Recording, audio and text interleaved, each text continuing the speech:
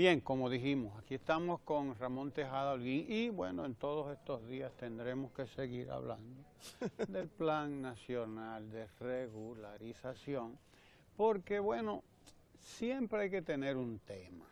Hay gente que siempre tiene que tener un tema y ahora el tema es el Plan Nacional de Regularización, que ha sido un plan exitoso, visto por muchísimas instituciones, pero que siempre hay pues informaciones de otra gente que ganan relevancia en un determinado momento por esto o por aquello y habrá que estar respondiendo a esas cosas. Así es. ¿Cómo evaluamos la situación Mira, actual del quizás plan? deberíamos dar un paso, vamos a decir, más hacia adelante. Más que el plan de regularización, veamos en República Dominicana cómo ha sido tratado históricamente la cuestión haitiana. Y le podemos llamar a la cuestión haitiana a las relaciones bilaterales. Dos países en una misma isla, que creo que somos en el mundo son dos islas que tienen situación. Chipre y nosotros. No sé si habrá alguno bueno, más. Irlanda del Norte y Irlanda del Sur, pero ahí tienen otra historia. Sí. Dos países así, con culturas diferentes, con tradiciones e idiomas diferentes, creo que solo nosotros tenemos esa situación. E históricamente esas relaciones han sido muy tensas, han sido relaciones inclusive a veces no formales con diversas dificultades. Y sobre todo cuando tú tienes que uno de los países tiene niveles de desarrollo mayores que los otros. Todo el mundo sabe que cuando un país tiene más desarrollado frente a uno menos desarrollado y están cerca, existe la tendencia del de menos desarrollo que emigren las personas hacia el de más desarrollo. Claro. Pensemos en los últimos, no lo voy a poner desde la Constitución de la República Dominicana en el 1844, pensemos desde la muerte de Trujillo. ¿Cuándo ha existido una política migratoria clara y precisa de República Dominicana? No solamente hacia Haití, en sentido general. ¿Cuándo ha existido esa política migratoria? Aquí siempre ha sido un desorden, la gente llega, viene como turista, se queda, después paga el asunto de una tarjeta de turista, se sigue quedando, trabaja, sin regularizar su situación. Es la primera vez, desde la muerte de Trujillo del 61, estamos hablando de más de 50 años, que efectivamente en República Dominicana se tiene una política migratoria clara y precisa.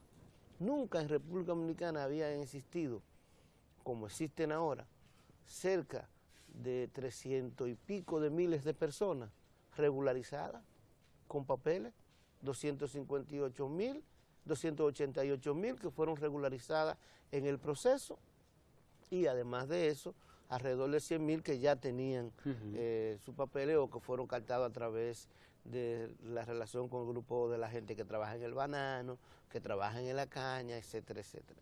Si nosotros nos llevamos de las encuestas, de la única encuesta que ha dado cifras, que es la encuesta nacional de inmigrantes, que la hizo la Oficina Nacional de Estadística con apoyo del PNUD, en República Dominicana hay alrededor de 520 y pico de miles de extranjeros y nosotros tenemos regularizado alrededor de 300 y algo.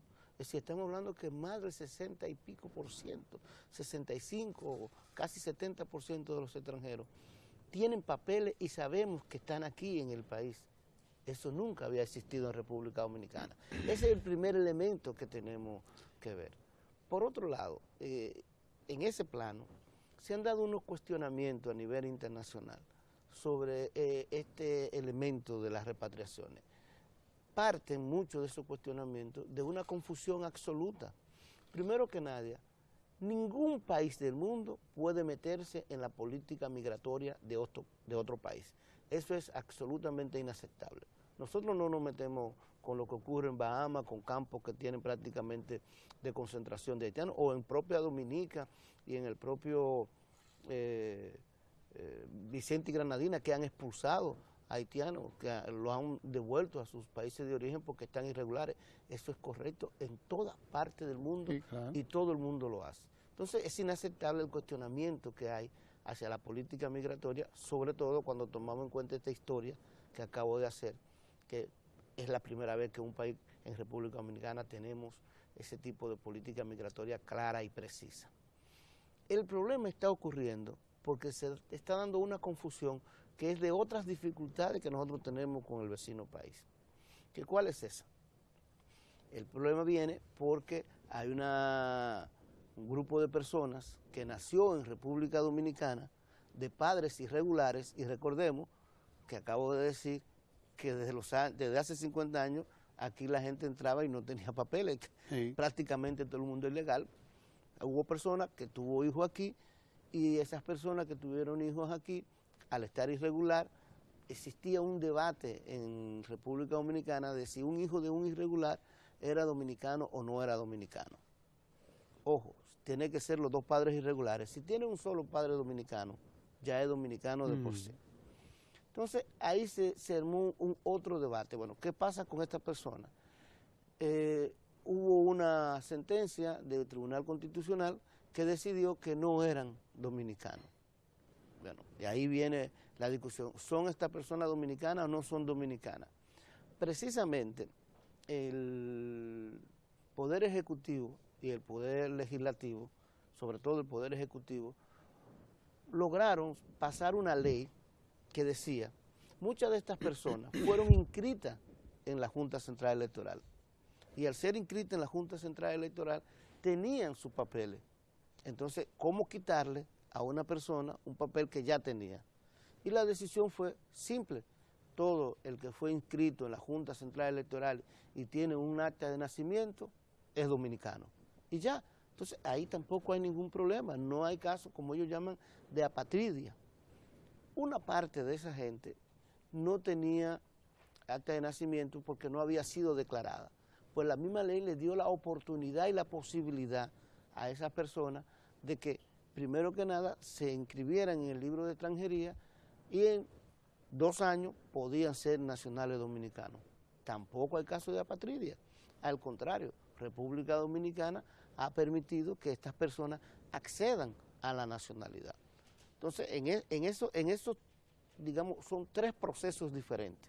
El primer proceso es del que hablamos, la migración, que es un proceso que es indiscutible y que nadie debe meterse con eso, porque todo país del mundo tiene derecho a su política migratoria. El segundo proceso es el proceso de nacionalidad o nacionalización, en donde también se le ha buscado la vuelta y no queda nadie sin la nacionalidad. Entonces, ¿qué es lo que está pasando a nivel internacional? Evidentemente, hay un lobby interesado en que hayan ciertas sanciones a República Dominicana, en algunos casos por la competencia por los mercados. Es decir, en el Caribe competimos en términos turísticos, en el CARICOM tenemos dificultades que no nos dejan entrar, porque a veces piensan que como la economía dominicana es la más fuerte, la más grande, puede hacerse el líder del CARICOM. Y entonces muchos de estos sectores, algunos quizá con, vamos a decir, a conciencia, otros quizá porque no entienden el proceso y no vienen acá, han confundido estos procesos. Si tú te pones a leer la declaración del gobernador de Dominica, del primer ministro de Vicente y Granadina, e incluso del propio gobernador de Nueva York, todas las declaraciones hablan de apatridia y de expulsión de personas que son dominicanos a Haití, cuando ese no es el proceso. Estamos hablando de un proceso de regularización de personas extranjeras, que no solamente incluye a los haitianos, aunque el 90% son los haitianos, pero es un proceso de regularización de personas que nacieron fuera del territorio dominicano y están en estos momentos realizando algún tipo de actividad, sea estudio, trabajo, estar con la familia, lo que sea, en República Dominicana, y todas esas personas tienen que tener algún tipo de papel de regularización, que le conviene a ellos y nos conviene a nosotros. A ellos porque tienen mayor nivel de defensa de sus derechos, de protección, y a nosotros porque tienen que pagar los impuestos. Y bueno, ese derecho es inalienable, es inaceptable la crítica a eso. Y el gobierno desde ese punto de vista pues ha decidido salir fuera de la República Dominicana con estos sectores a explicar este proceso, a explicar las diversas aristas que tiene este proceso, que no es solamente migración y que es mentira. Mira, la mejor prueba de eso, y por eso se le pide que vengan aquí, recuérdate la vez anterior que hablamos de estos temas, en donde inclusive hablamos de que el gobierno está permitiendo que organismos internacionales observen el proceso de repatriación. Todavía más, migración va a firmar todos los procesos de repatriación para que puedan ser vistos por la gente y ubicarse si hubo o no algún tipo de irregularidad. Y además se está abierto a la crítica, se está tratando de hacer esto con absoluto respeto a los derechos humanos.